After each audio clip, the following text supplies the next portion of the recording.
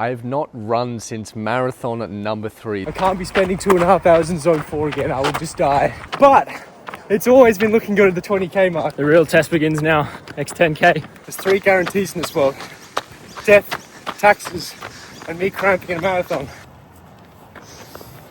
I thought we'd fix the cramping situation for the last marathon. Apparently not. Welcome to Project Monthly Marathon, where I attempt to run a marathon every single month as someone who has no idea what they're doing when it comes to running. Today I'll be attempting to run Marathon 4 in month number 4. Enjoy. Oh God. We're about 10 minutes away from running marathon number 4. I have not run since marathon number 3. This is going to be brutal. I'm not gonna lie, I've been dreading this day for a few weeks now. We're gonna have to get this done. This is, I've said this a few times, this might be the hardest marathon yet. This is gonna be probably the hardest marathon we'll have to do. This is gonna be a serious slog. Hopefully the feet hold up. The reason I haven't run for 3 weeks, 4 weeks nearly, is because I had some pain in the bones of my feet after the last marathon. I was told it might become a stress fracture if I leave it for too long, if I push it too hard. So yeah, the plan is to just make it through this, not injure myself, and then hopefully we'll be able to get some sort of reasonable training block for the next run. But I imagine this is going to be a challenging marathon, shall we say. Last 2 marathons we had cramping issues. We cramped for 20 Ks each for the first 2 marathons. We doubled the carb intake last marathon. It seemed to prevent the cramping. So of course we're gonna keep the carbs doubled. Hopefully that prevents any cramping from happening. I'm gonna try and go a bit slower this marathon. I was spending nowhere near enough time in zone 2 the last marathon and way too much time in zone 4. Clearly just not fit enough to be running marathons. We're just gonna see what we can get done here. Try and smash out a marathon. All right, let's get this done. All right, marathon 4, month number 4 has begun. Haven't run since marathon number 3. Neither has Toby, so this is gonna be a shock to the system.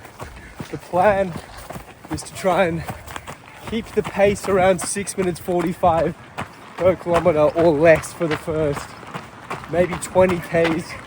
Then we'll try and increase the pace after that. I can't be spending 2.5 hours in zone 4 again, I will just die. But this is going to be an interesting experience. We're going to probably be battling it out. A bit of willpower in this one, but we're going to get it done. All right, 10 Ks in. Feeling good, conservative pace. Toby has something on his watch where it can tell us if we're going too fast, going too slow. It's been pretty helpful. So we're staying around that 6:45k mark. Not entirely sure, I haven't been listening to any cues. So we could be going slow, we could be going faster. But feel pretty good. Feet are good. No cramping as of yet, which is nice. So we'll see what happens in 10 Ks, but I'm liking the way this is looking so far, considering how poor the training's been.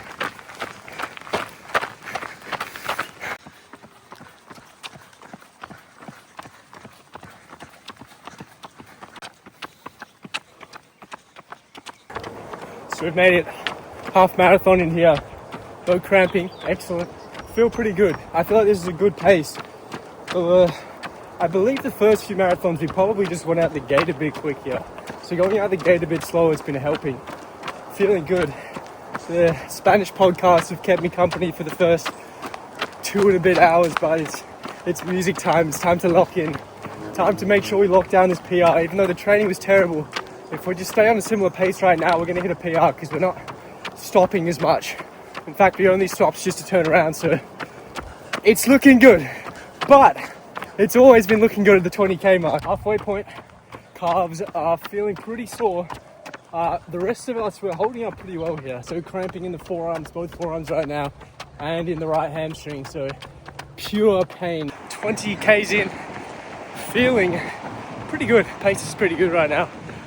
I am brutally cramping right now. So we'll see what happens at 30 Ks. The real test begins now, next 10k. Vamos. 30 Ks in. There's 3 guarantees in this world: death, taxes, and me cramping in a marathon. 29 Ks in, cramping in both hamstrings. Here we are, 12 Ks of pure pain. I've never said that before. Pure pain. 12 Ks of probably pure pain. Here we are. Hey, not much to do. Put my head down, run these last 12 Ks, get to the other side, and that's all she wrote. I'll see you in, well, I'll probably see you in 10 Ks, I'm crying. Oh, marathon complete. PR as well. It helps that we didn't stop, so we had 0 breaks except for turning around at the halfway point. That was a another brutal marathon.